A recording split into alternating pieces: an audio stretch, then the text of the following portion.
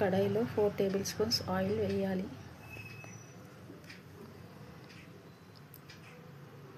2 spoon శనగపప్పు, 1 spoon మినప్పప్పు, 1 spoon ధనియాలు, 1 టేబుల్ స్పూన్ జీలకర్ర, 1 టేబుల్ స్పూన్ నువ్వులు వేసి దూరగా వేయించుకోవాలి. 10 ఎండుమిర్చి వేయాలి.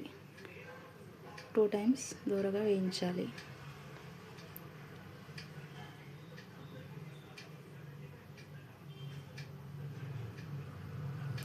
ముందుగా శుభ్రం చేసి పెట్టుకున్న కరివేపాకు వేసి 2-3 మినిట్స్ వేయించుకోవాలి.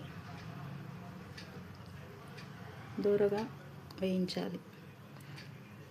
ఒక మిక్సింగ్ బౌల్లో 7-8 వెల్లుల్లి వేసి మిక్సీ చేసి తీసుకోవాలి. ఒక గిన్నెలోకి ట్రాన్స్ఫర్ చేసుకోవాలి. మళ్ళీ అది మిక్సీలోకి ముందుగా వేయించి పెట్టుకున్న మిశ్రమాన్ని మొత్తం వేయించుకోవాలి.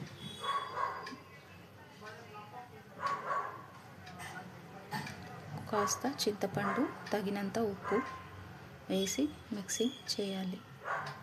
మళ్ళీ అందులోకి ముందుగా వేయించుకున్న వెల్లుల్లి వేసి మళ్ళీ ఒకసారి మిక్సీ పట్టాలి.